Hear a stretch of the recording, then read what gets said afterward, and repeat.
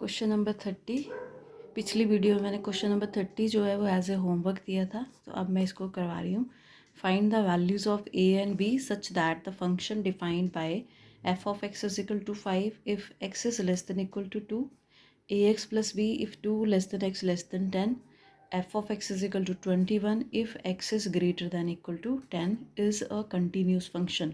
तो इस क्वेश्चन में फंक्शन हमें कंटिन्यूस दिया हुआ है और मुझे ए और बी की वैल्यूज़ फाइंड आउट करनी है। तो इसकी कंटिन्यूटी जो है 2 पॉइंट्स पे चेक होगी, एट एक्स इक्वल टू 2 पे और एट एक्स इक्वल टू 10 पे। बाकी सभी पॉइंट्स पे ये फंक्शन कंटिन्यूस है। तो सबसे पहले हम चेक करेंगे, गिवन है मुझे, given f of x is continuous at, इसमें चेक नहीं करेंगे, इसमें गिवन है हमें f of x is continuous at x equal to 2। Function जो है वो कंटिन्यूस कब होगा, when limit x approaches to 2 f of x is equal to f of 2, और 2 पे इसकी 2 वैल्यूज़ है मेरे पास फंक्शन की, f of x equal to 5 when x is less than 2 and a x plus B if 2 is less than x. तो इसकी दोनों लिमिट्स निकलेंगी, means left hand limit is equal to right hand limit is equal to f of 2। F of 2 की value आप देख सकते हो जहाँ पे इक्वालिटी लगी है, एक्स इक्वल टू 2 ये है वैल्यू। तो at x equal to 2 function की वैल्यू मेरे पास 5 है, ये वैल्यू आ गई 5। अब आपको ये दोनों लिमिट्स फाइंड आउट करनी है। पहले हम निकालेंगे left hand limit, limit x approaches to 2 negative f of x, limit x approaches to 2 negative when x is less than 2, function की वैल्यू है मेरे पास 5। क्वेश्चन देख सकते हो आप, और क्योंकि ये कांस्टेंट है तो 5 ही आ गई। Right hand limit, limit x approaches to 2 positive f of x is equal to limit x approaches to 2 positive when x is greater than 2, function की वैल्यू है मेरे पास ए एक्स प्लस बी। इसको एच में change करके भी कर सकते हो, तो यही आएगी वैल्यू 2a प्लस बी।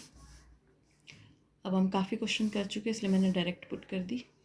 अब ये दोनों वैल्यूज़ आपने इक्वेशन नंबर 1 में डालनी है। Equation number 1 implies left hand limit है मेरे पास 5, राइट हैंड लिमिट है 2a प्लस बी, और फंक्शन की वैल्यू भी 5 थी। तो यहाँ से मेरे पास एक इक्वेशन आ गई 2a plus b is equal to 5, give it equation number 2। Also हमें फंक्शन जो है कंटिन्यूस दिया हुआ है, ऑल्सो फंक्शन इज कंटिन्यूस या f of x is continuous at x equal to 10। तो फिर से left hand limit is equal to right hand limit is equal to f of 10। F of 10 पे वैल्यू है x equal to 10, x equal to 10 means F of x की value 21, तो यहाँ पे मैंने 21 पुट कर दिया।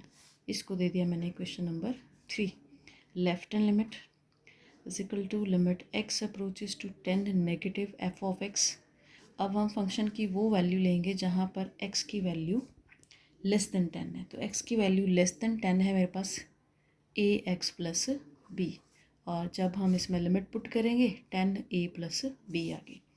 Right hand limit, limit x approaches to 10 positive f of x is equal to limit x approaches to 10 positive when x is greater than 10। X is greater than 10 पे value है मेरी 21, और ये कांस्टेंट वैल्यू 21 ही आ गया। अब ये सारी values put कर देनी है इक्वेशन नंबर 3 में। तो equation number 3 becomes left hand limit है 10a plus b, right hand limit है 21, और फंक्शन की वैल्यू भी 21 है। तो ये एक इक्वेशन आ गई, इक्वेशन नंबर 4।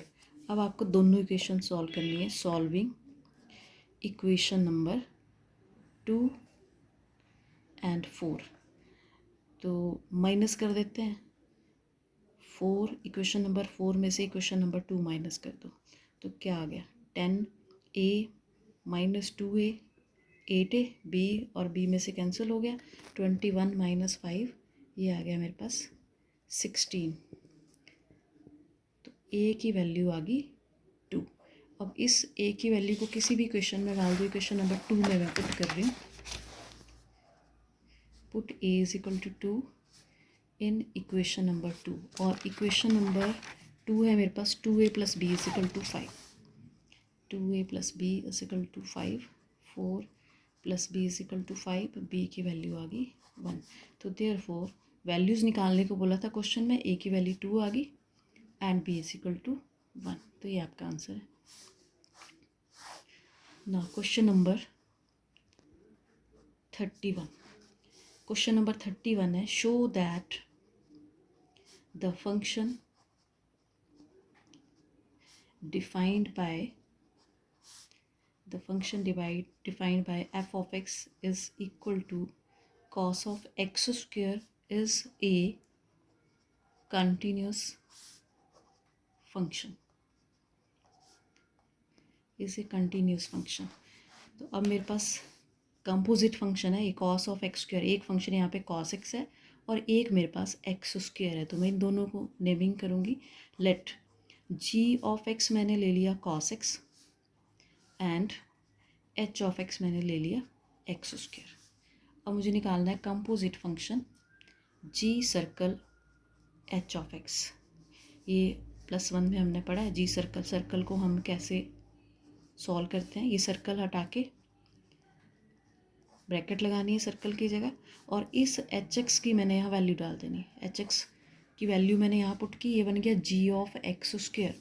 अब जी ऑफ एक्स मेरे पास कॉस एक्स है, जैसे ही मैं यहाँ एक्स की जगह एक्स स्क्वायर रखूँगी ये एक्स स्क्वायर हो जाएगा, means g of x square मेरे पास बन गया कॉस एक्स स्क्वायर। अब ये वही फंक्शन बन गया f of x, means g circle h of x जो है वो एफ ऑफ एक्स ही है। ये कंपोजिट फंक्शन है मेरे पास। और जो मैंने यहाँ पे जी एक्स माना था कॉस एक्स, कोसाइन फंक्शन हमें पता है, हमने पीछे प्रूव किया है कि जो कोसाइन फंक्शन है और जो साइन फंक्शन है वो कंटिन्यूस होते हैं एवरीवेयर, और पॉलिनोमियल फंक्शन भी कंटिन्यूस होता है। इट मीन्स कि ये दोनों फंक्शन मेरे कंटिन्यूस है। तो सिंस कोसाइन, अगर ज़्यादा मार्क्स का क्वेश्चन आता है तो आप इसका प्रूफ भी इसमें दे सकते हो। Cosine function is continuous everywhere, so g of x is continuous। g of x continuous हो गया। as h of x जो है मेरा x स्क्वायर है, being a polynomial function, ये polynomial function है, being a polynomial function so continuous, ये भी continuous है। और थ्योरम एक दी हुई है हमें, थ्योरम क्या है मेरे पास, as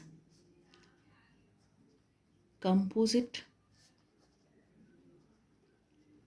function of two continuous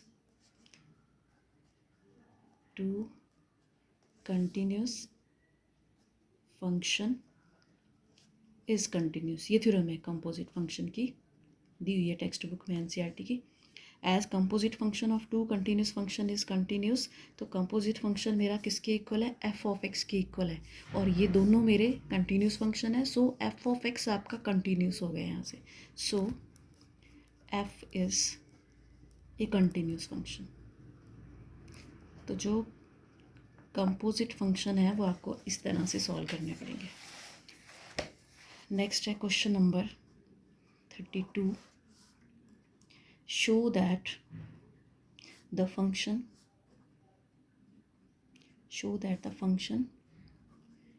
defined by f of x is equal to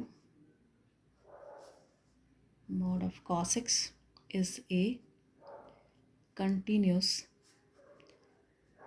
function। अब यहाँ पे भी दो फंक्शन है, एक आपका cos x है और दूसरा आपका mod x है।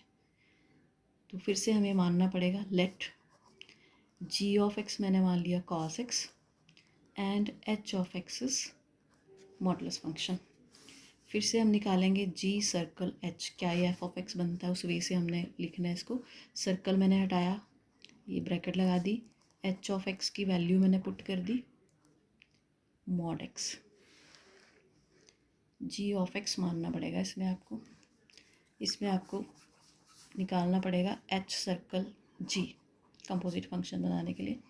h circle g of x की वैल्यू है मेरे पास cos x।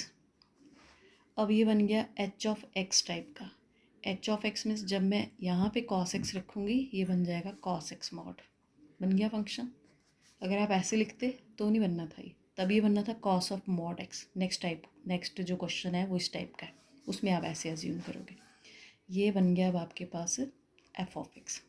अब यहाँ पर आप देख रहे हो ये कोसाइन फंक्शन है, ये भी कंटिन्यूस होगा, modulus function is also continuous. और ये दोनों, ये जो कंपोजिट फंक्शन है ये एफ ऑफ एक्स के इक्वल है, तो composite function of two continuous function is also continuous. तो सेम सिमिलर वे से पीछे की तरह करेंगे।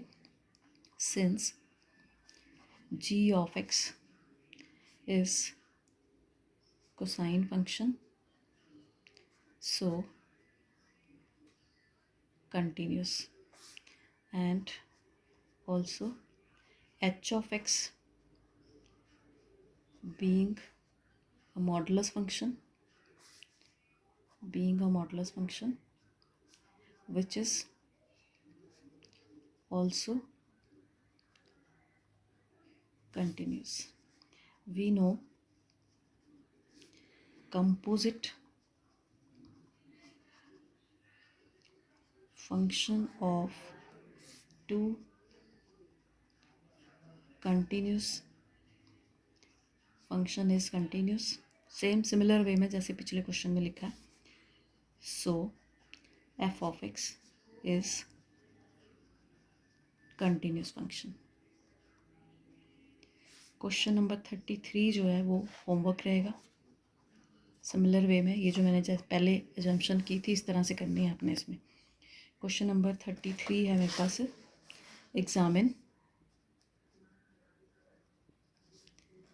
That sine of mod X, यहाँ देख रहे हो आप एंगल का मॉड है, इज ए कंटिन्यूस फंक्शन। और लास्ट क्वेश्चन है अब इस एक्सरसाइज का, question number 34। Question number 34, find all the points of discontinuity of f defined by f of x is equal to modulus function minus x plus 1 modulus function। इसमें भी हम function मान लेंगे। Late g of x मैंने ले लिया mod x and h of x is equal to x plus 1 mod। Therefore f of x मेरा बन गया, इसको मैंने माना था g of x, इसको मैंने मान लिया h of x। और आपको पता है मॉडुलस फंक्शन कंटिन्यूस होता है, एग्जांपल दी हुई है बुक में, मॉडुलस फंक्शन इज़ कंटिन्यूस। उसका प्रूफ आप दे सकते हो अगर ज़्यादा मार्क्स से क्वेश्चन आता है।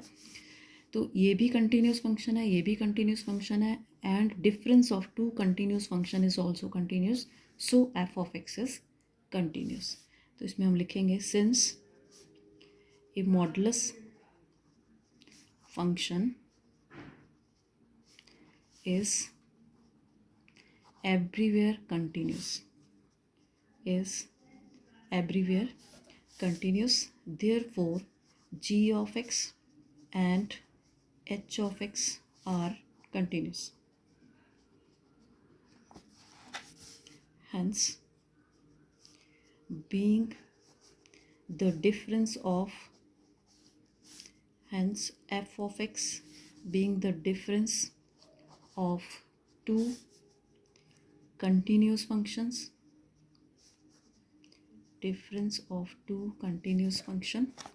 so